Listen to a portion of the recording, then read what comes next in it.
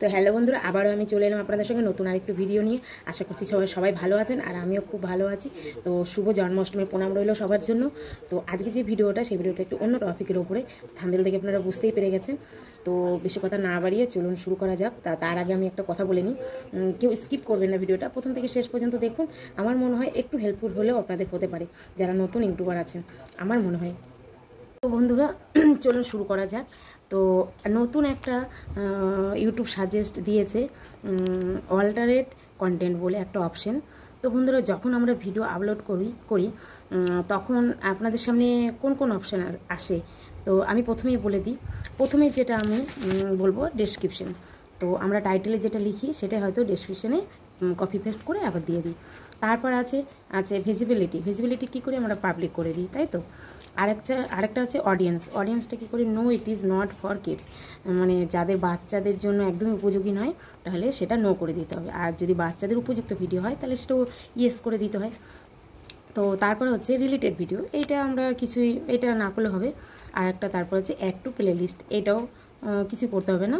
তো তারপরে দেখেন একটা অপশান আছে, গোল বৃত্তের মধ্যে একটা দাগ আছে, তো এটা অল্টারেট কন্টেন্ট। তো বন্ধুরা, আগে কিন্তু আমি এই অল্টারনেট কন্টেন্ট বলে কোনো অপশান কিন্তু দেখিনি। তো ইউটিউব সাজেস্ট করেছে এই নতুন। তো এইটার ব্যাপারটা একটু বলে দিই।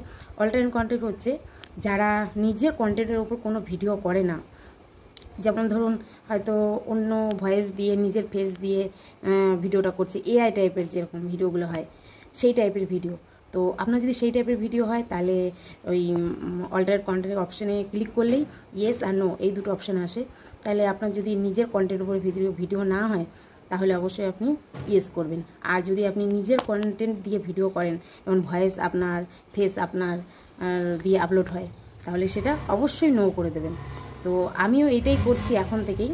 তো বন্ধুরা, আপনারা যদি বলেন যে আমার আগের আপলোড করা হয়ে গেছে তাহলে ওই ভিডিওগুলো কি করব, তো আপনার সেটা পুরোটা ডিপেন্ডস করছে আপনার উপরে।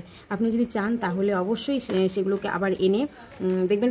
প্রথমে আমরা যেভাবে ভিডিও আপলোড করি সেইভাবেই আপনি ওয়াইটি স্টুডিওতে যাবেন, গিয়ে পেন্সিল আইকনে ক্লিক করবেন, দেখবেন প্রথম থেকে আমরা যেভাবে ভিডিও আপলোড করি সেইভাবেই ঠিক মানে পরপর চলে আসছে। যেরকম ধরুন description, visibility, audience, related video, add to playlist, তারপরেই দেখবেন আসবে অল্টারেট কন্টেন্ট। তো অল্টারেট কন্টেন্ট করতে চাইলে ওইটাতে ক্লিক করে অবশ্যই আপনারা নো করে দেবেন, যদি আপনার ভিডিও নিজের কন্টেন্টের উপরে হয়। বন্ধুরা, ভয় পাবার কিছুই নেই। আমি প্রথমে ভয় পেয়ে গেছিলাম আমার অপশানটা যখনই এসেছিলো যে অল্টারনেট কন্টেন্ট, এটা কি করব।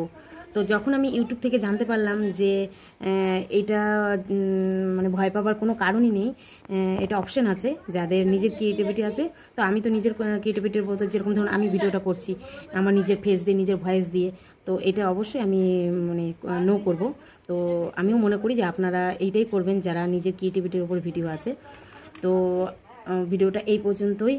আশা করছি সবার ভালো লাগলো আর বিষয়টা জানতে পারলেন।